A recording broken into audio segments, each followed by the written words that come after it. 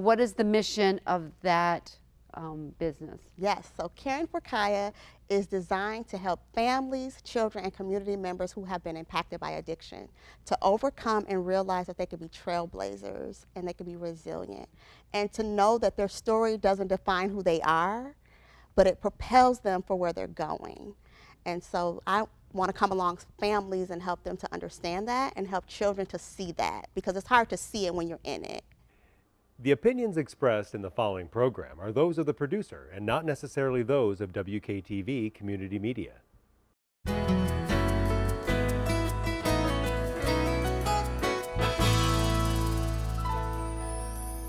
Hello, West Michigan. This is Grand Tap Media Business TV. My name is Pamela Keim, your host. The spirit of the show is to introduce West Michigan to all the businesses, nonprofits, individuals that can help us thrive in our lives. Well, today we're going to have a wonderful conversation with Kia Delaney, and she has started a new business called Caringforkia. She has took her childhood trauma, growing up with addicted parents and a household, and she's taken that trauma and she has started a business to help other people that have experienced that. With her wisdom and her experience, she is hoping to help children find a path to healing, and that was what she's going to be sharing with us today. So I want to welcome to the show, Kia. Thank you. Thank you so much for being here. Thanks for having me. All right, so when we had our conversation about, you know, why you started Kia, you know, you're Caringforkia Yes. business, and then I said, well, what is your backstory? And then you went onto the story, and I was totally made of the perseverance and what you've done with your life to overcome such many horrible experiences in your life. So I want you to share with our audience exactly what kind of you told me. Why did you start this business, and from your past experience, which is not that great, why you thought, you know what, I don't want other kids to have to go through what I had to go through. So Thank you. Well, I started Caringforkia, Kids Impacted by Addiction, because I too was that child that was impacted by both of my parents' addiction. Growing up in that environment was very traumatic. It was very isolating and very shame-ridden. As we know, back in the 80s, we had the Just Say No campaign. you're right. And so through that campaign, they were trying to get out into the community and remove the stigma of addiction, but still it was very difficult for a lot of us children growing up in the 80s and 90s even. And so as I became a young adult and I started to think through all that I had been through as a child growing up with parents addicted to drugs, I wanted to provide a safe place for children who experienced some of the same things that I experienced. I wanted to provide a place where they no longer had to be silent and filled full of shame, but that they could overcome those barriers, and to let them know that that does not dictate your future.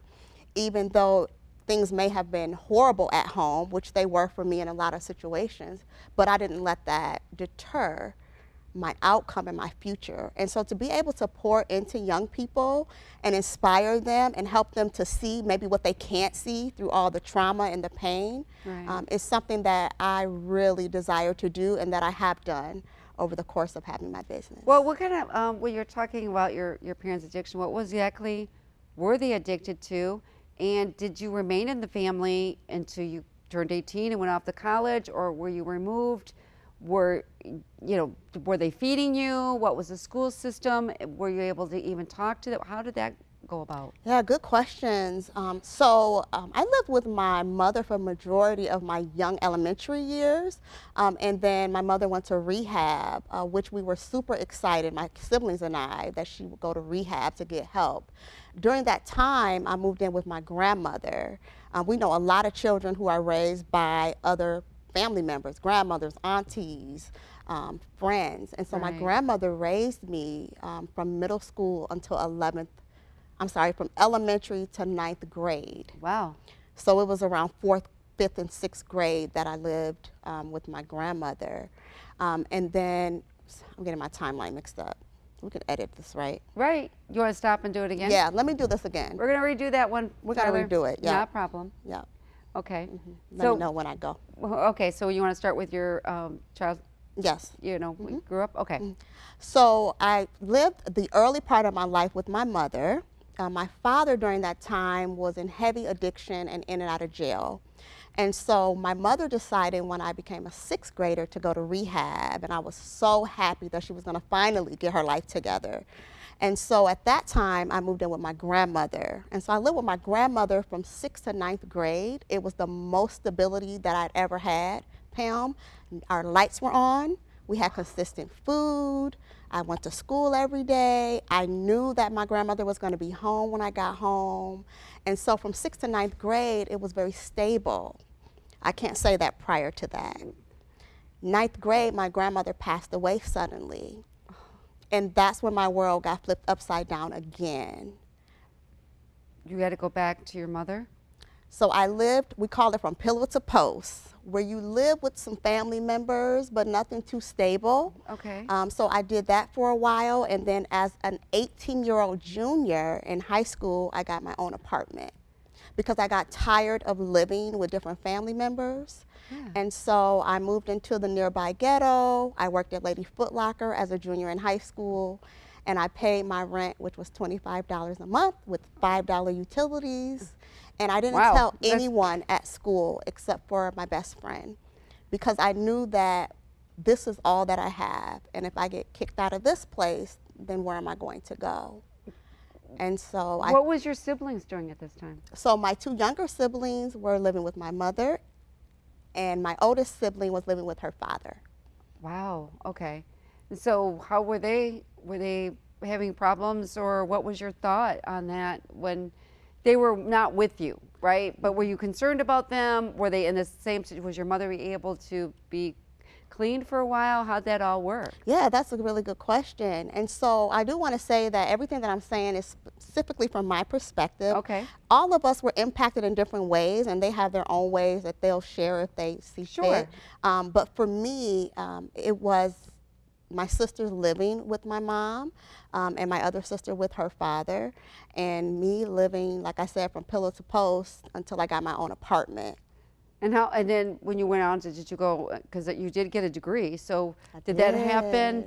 Did you get assistance? How did that, you know what I'm saying? You're an adult now. Yes. And you probably didn't realize the trauma that was going to carry on into your adult world, but you still started making good decisions. Yes. Like, I moved out, got away from that situation. Okay, sadly that you lost your grandmother, and then all of a sudden, okay, I've got to be able to provide for myself. I need to have a better education, and you kept moving towards that. Absolutely. Yes. So I got my own apartment, Pam, and I started skipping school because no one was telling me to get up to go to school. Oh, so you had a setback, right? Yeah. So I had a mild setback. So as a junior and a senior in high school, I got called into the principal's office, and the advisor told me I wasn't going to graduate my senior year because I was watching too much Ricky Lake and Geraldo. Oh, no. And so when I got to his office, he said, "You're not going to graduate because you're not coming to school." And I remember prior to going into his office, sitting in the waiting room, and there were a group of young ladies who had these papers, and they were huddled up, and they burst out of this circle, and they started yelling all these names: Eastern, you are them, Ferris, acceptance letters to college. Oh, okay. That was the first time it dawned on me that, wait a minute, nobody's ever gone to college in my family. I know he wants to talk to me about skipping school and not graduating, but I'm going to talk to him about going to college. I'm sure he was pretty surprised by that. He was shocked. Yeah. And he told me when I told him I wanted to go to college that I wasn't college material. Yeah, I was told that too when I was young. Mm-hmm. Yeah. But I didn't, because for the reasons that you just said. I skipped school all the time, so I wasn't really a serious student. Yeah. So what did how did you respond to that? Yeah, so I had 2 dilemmas on my hand when I left his office, Pam. Either he's right, I'm a product of addiction, maybe I'm not college material, maybe I'll just drop out, maybe I won't graduate. That was one dilemma and one mindset that I had. But the other mindset that was stronger was, I'm going to make something of myself, and I don't know how I'm going to do it, but I'm going to do it. I'm going to go to college. and I am going to be a teacher. The teacher that I never had. One, an African American teacher, and two, the teacher that truly, from my perspective, could see me and hear me. Okay. So did you go right after you finished high school? I did. I graduated high school, and I went over to GRCC. Okay. And shortly after being in GRCC, I had to drop out of GRCC because my mother abandoned my siblings, and I had to go and get them and become their guardian. Oh dear. Okay. Yeah. That's a lot of responsibility. Yes. You know, and then how long did that last? So that lasted until the girls got out of high school. Okay. So that was, one sibling was in 7th grade and the other one was a 9th grader, and I was 19 years old. And got them through high school, middle school and high school, graduated them, got married, and then I went back to college. Oh, you went back to college I after did, you were married. I Okay. did. Now, what is your did your mother ever did it ever work out with your mother that she turned her life around? She did. When I went and picked up my siblings that day, my mother had me drop her off at rehab, and she's been clean ever since. Oh, okay. And that's 25 years. And your father? Sadly passed away. Okay.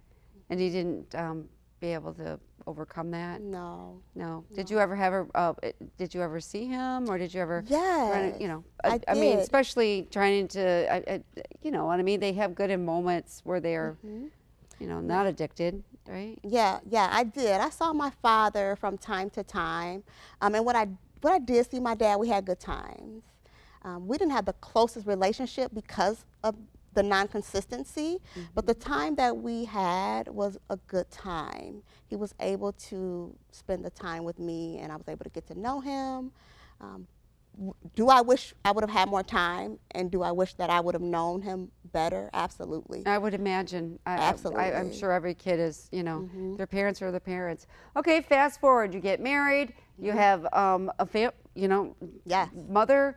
All right. So when did you start to reflect on, you know, all of my experiences that you went through, whatever is going to benefit? I want to help other kids go through it. When did you start to discover that? I started thinking about that in undergrad. When I was getting my bachelor's degree in special education, I started to think about, as I was doing my internships and going into these different schools and kind of looking at the classroom dynamic, talking to teachers and administrators, deans who are having students in their offices who are acting out, or they seem to be so angry. Just learning about the different psychological things that happen with children who are dealing with trauma, it really started to tug on my heart as an undergrad student. So I coupled that with my lived experience, and I said, this is not just for me. This knowledge, this lived experience is for me to encourage families and children. And so how can I take the knowledge that I've learned in education and college and my lived experience and start to pour into other children? And so it was really birthed in undergrad. Were you ever? I know we talked about the addiction of both your parents and the food insecurities that you had to go through on a daily basis. Wonder if you're going to be fed or whatever. But you didn't experience just abandonment. You didn't experience abuse and stuff. Did you? Under I those did not conditions? experience any physical abuse. Right. But food insecurity was definitely one. Neglect also. Just the feeling of abandonment. Right. And it's still something that still lingers even into adulthood. When you grow up like that, at least for me, it's still something that could be triggering when certain people leave or when they are not consistent. And so that's something that is definitely, for a lot of children of addicts, I would say, is something that kind of plays in the background. Well, that sticks with you a long time, especially if you come from poverty, or food insecurities, never knowing if you're going to get fed, and listening to people's stories on that one. All right, so then you decided that Yes. you decided you're going to start caring for K.I.A. Yeah. Right. All right. So what is the mission of that business? Yes, so Caringforkia is designed to help families, children, and community members who have been impacted by addiction to overcome and realize that they can be trailblazers and they can be resilient, and to know that their story doesn't define who they are, but it propels them for where they're going. And so want to come along families and help them to understand that and help children to see that, because it's hard to see it when you're in it. Yeah. So that's So because you felt kind of the shame that comes from like your family, like it's kind of like your family name. It's like in the toilet because Yep.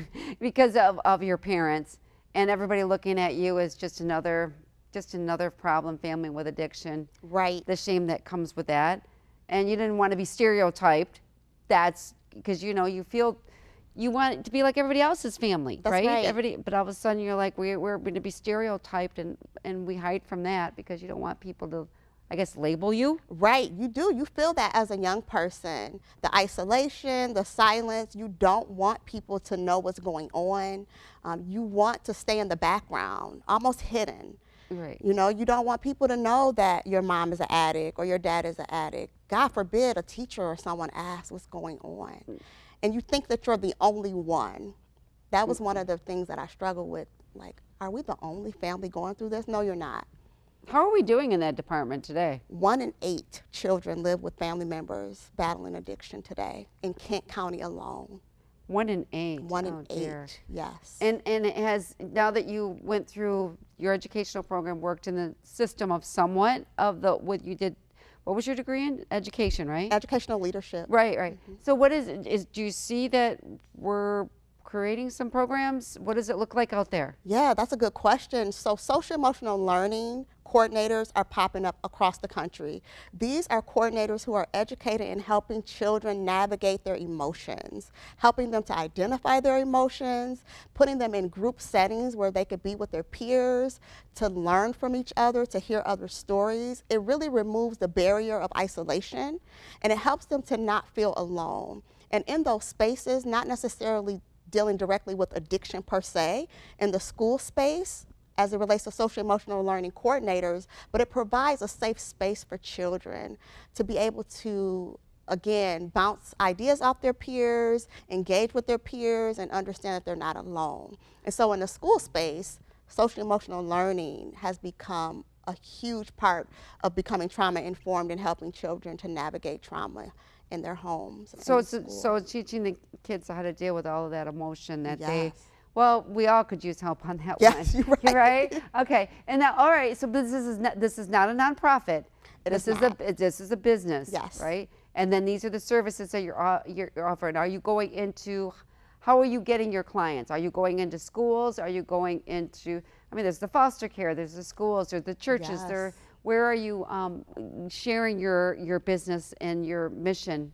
Yes, so I speak in churches, I speak in schools, colleges, foster care systems, alternative schools, you know, anywhere where there's trauma and children being impacted. And it's not necessarily specific to addiction per se, but we know that 1 in 8 children have someone who struggles in their family with addiction.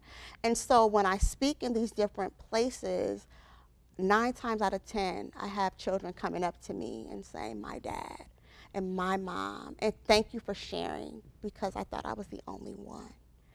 It's strange that So- people still believe that today with all the information out there.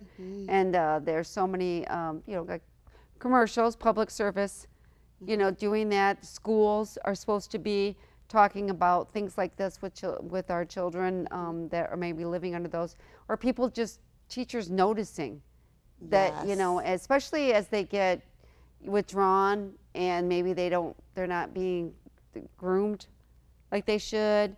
And, kids, when you're hungry, I'm sure you act a little different than you don't. do. Yeah. You do. And when we think about Maslow's hierarchy of need, we can't teach children who are hungry. They're not going to hear us as educators. No. And so that's like the #1 need on Maslow's hierarchy of need. And so making sure that we are constantly providing food for children, we're sending those sack lunches home, because we never know if there's food at home. And so that's really important in the education system, and they're doing a phenomenal job meeting that need. But I do want to say also that the child that's in the back that maybe is wearing the dirty clothes and maybe is acting out is not the only one I want educators to be aware of. I want educators to be aware of the overachieving student. Oh, That so you noticed that too? in that, okay. Absolutely. It's very common to think that the children who are struggling with trauma or parents who have addiction issues is the one kid that's acting out, or the one kid that he's got those same shoes on.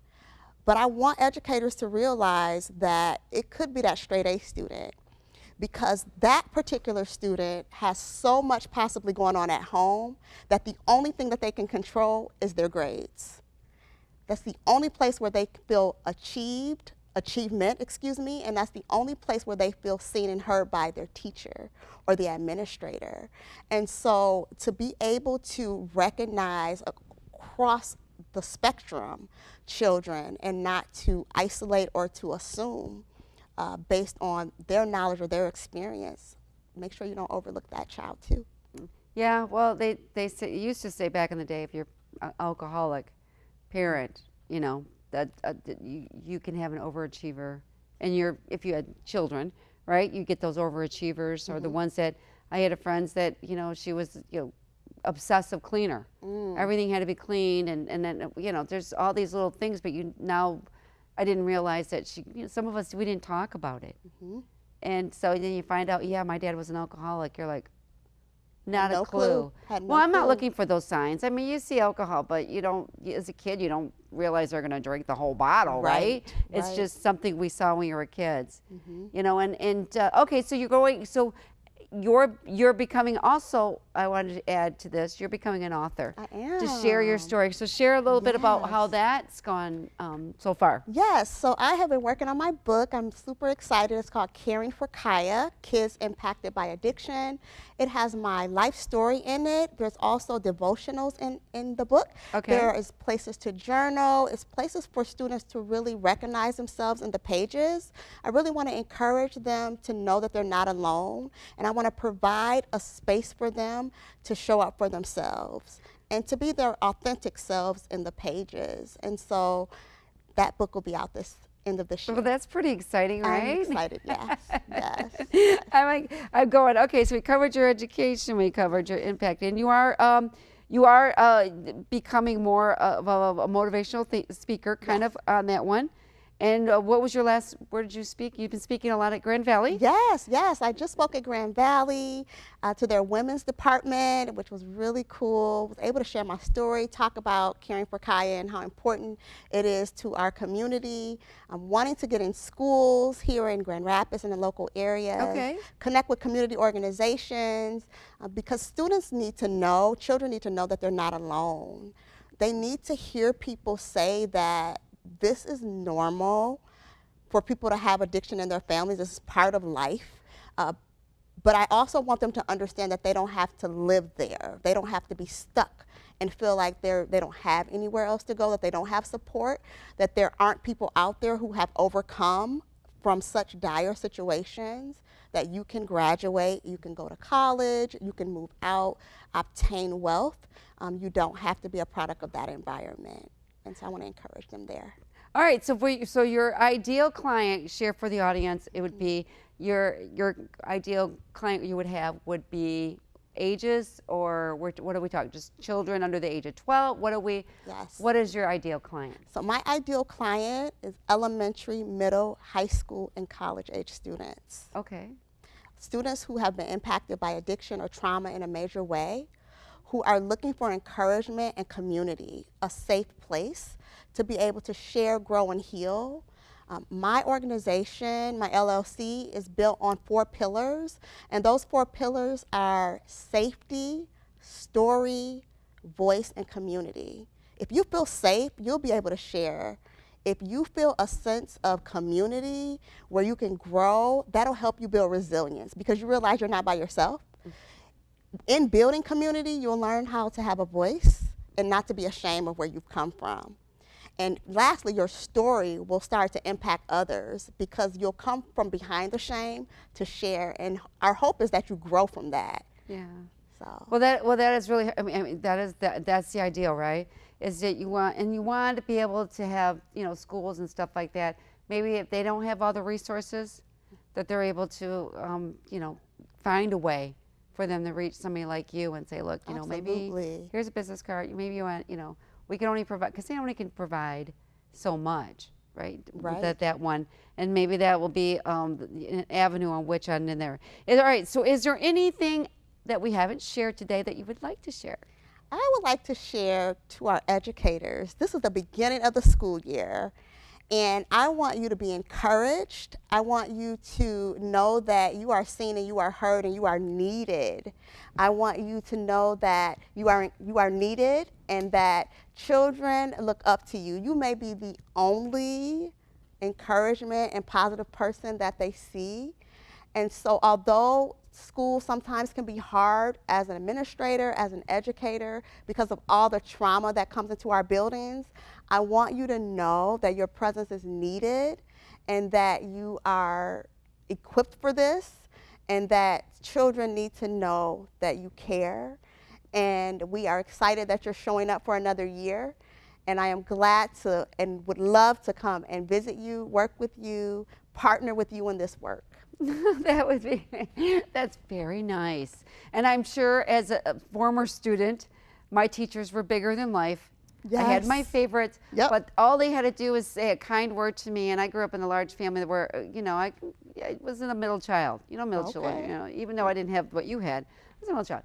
They were so, whenever a teacher, would give me, thumbs up or, they didn't do high five by then, but they would say, great job. Wanted to, and I was just light up like a, you know what I mean? They noticed me. They noticed my effort. All right, so how can they reach you, Caring for K.I.A, and learn more about your business? All right, Caringforkia. So my website is caring, like I care for you, Caringfor, F-O-R, LLC.com.